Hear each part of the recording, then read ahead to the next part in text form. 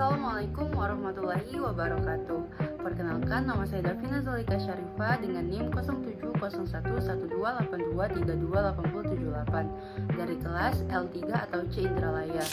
Baiklah, tujuan saya membuat video ini adalah untuk memenuhi tugas akhir mata kuliah metode penelitian administrasi yang diampu oleh Ibu Ina Masuro, SIP MPA. Proposal skripsi saya yang berjudul Pengaruh Gaya Kepemimpinan Camat terhadap Kinerja Pegawai di Kantor Camat Muara Pinang, Kabupaten Empat Lawang. Baiklah, langsung saja pembahasan yang pertama yaitu bab 1 atau pendahuluan. Yang pertama yaitu latar belakang. Kantor Camat sebagai instansi pemerintah di tingkat kecamatan memiliki peran strategis dalam menjalankan fungsi administrasi dan pelayanan publik. Efektivitas pelayanan di kantor camat sangat bergantung pada kinerja pegawai yang dipengaruhi oleh berbagai faktor. Salah satunya adalah kepemimpinan camat.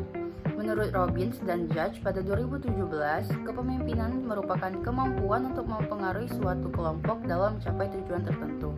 Nah, penelitian ini bertujuan untuk menganalisis pengaruh kepemimpinan camat terhadap kinerja pegawai di kantor camat Muara Pinang, Kabupaten Empat Lawang, Sumatera Selatan. Dengan memahami hubungan antara kepemimpinan camat dan kinerja pegawai, diharapkan dapat ditemukan strategi kepemimpinan yang efektif untuk meningkatkan kualitas pelayanan publik di kecamatan tersebut. Selanjutnya yaitu rumusan masalah. Berdasarkan uraian pada latar belakang tadi, maka dapat dirumuskan permasalahan yaitu bagaimana pengaruh gaya kepemimpinan camat terhadap kinerja pegawai di kantor camat Muara Pinang, Kabupaten Empat Lawang.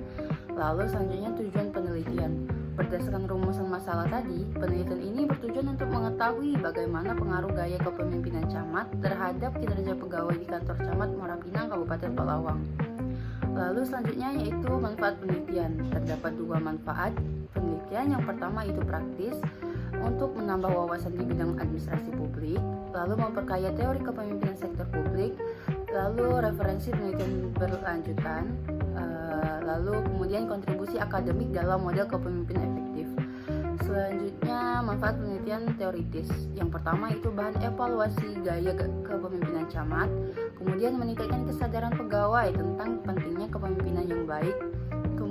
Kemudian bahan penyusunan kebijakan pengelolaan SDM di kecamatan, dan yang keempat untuk meningkatkan kualitas pelayanan publik. Selanjutnya pembahasan pada bab 2 yaitu tinjauan pustaka. Nah, memiliki berbagai landasan teori. Yang pertama itu kepemimpinan. Kepemimpinan adalah kemampuan untuk mempengaruhi, mengarahkan, dan memotivasi individu atau kelompok untuk mencapai tujuan tertentu. Robbins dan Judge pada 2017 mendefinisikan kepemimpinan sebagai kemampuan untuk mempengaruhi suatu kelompok untuk menuju pencapaian visi atau serangkaian tujuan tertentu. Dan Yuki pada 2013 menambahkan bahwa kepemimpinan melibatkan proses mempengaruhi orang lain untuk memahami dan menyetujui tentang apa yang perlu dilakukan dan bagaimana melakukannya, serta proses memfasilitasi upaya individu dan kolektif untuk mencapai tujuan bersama. Landasan teori kedua yaitu gaya kepemimpinan. Yang pertama yaitu gaya kepemimpinan otokratis atau otoriter. Pemimpin dengan gaya ini cenderung mengambil keputusan sendiri tanpa melibatkan bawahan. Yang kedua, gaya kepemimpinan demokratis atau partisipatif. Pemimpin demokratis melibatkan bawahan dalam proses mengambil keputusan. Yang ketiga, ada gaya kepemimpinan laissez-faire. Pemimpin dengan gaya ini memberikan kebebasan penuh kepada bawahan untuk membuat keputusan dan menyelesaikan tugas mereka sendiri. Lalu yang keempat, gaya kepemimpinan transformasional. Pemimpin yang menginspirasi dan memotivasi bawahan untuk mencapai lebih dari yang diharapkan dengan menumbuhkan komitmen terhadap visi dan misi organisasi. Dan yang kelima, gaya kepemimpinan transaksional. Pemimpin transaksional ini fokus pada pertukaran antara pemimpin dan bawahan, di mana penghargaan diberikan berdasarkan pencapaian kinerja yang ditetapkan. Lalu landasan teori yang ketiga yaitu kinerja pegawai. Kinerja pegawai adalah hasil kerja yang dicapai oleh seorang pegawai dalam melaksanakan tugasnya sesuai dengan tanggung jawab yang diberikan. Menurut Mangkunegara pada 2013, ia mendefinisikan kinerja sebagai hasil kerja secara kualitas dan kuantitas yang dicapai oleh seorang pegawai dalam melaksanakan tugasnya sesuai dengan tanggung jawab yang diberikan. Faktor-faktor yang mempengaruhi kinerja pegawai seperti kompetensi, motivasi, lingkungan kerja, kepemimpinan, kepuasan kerja, dan disiplin kerja. Lalu ada penelitian terdahulu. Yang pertama ada penelitian dari Setiawan pada 2021 dengan judul judul Pengaruh Gaya Kepemimpinan Terhadap Kinerja Pegawai pada Dinas Pendidikan Provinsi Jambi.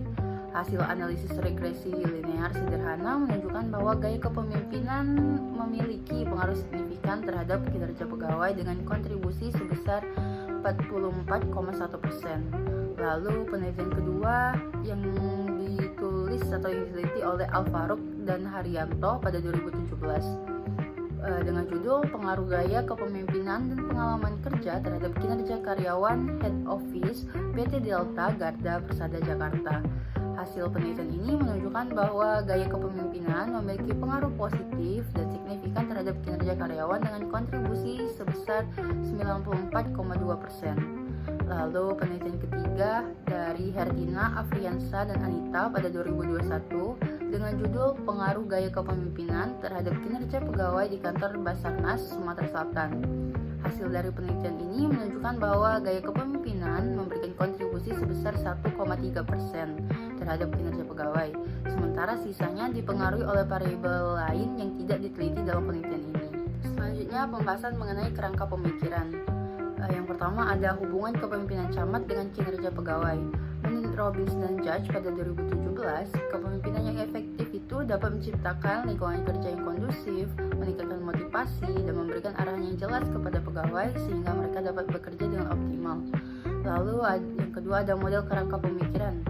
Untuk variabel bebas atau X-nya yaitu kepemimpinan camat, gaya kepemimpinan, motivasi, arahan, dan evaluasi. Sedangkan variabel terikatnya atau Y adalah kinerja pegawai, produktivitas, efisiensi, disiplin, dan kepuasan kinerja. Sekian yang dapat saya sampaikan. Apabila ada kekurangan dan kesalahan, saya mohon maaf. Saya akhiri. Wassalamualaikum warahmatullahi wabarakatuh.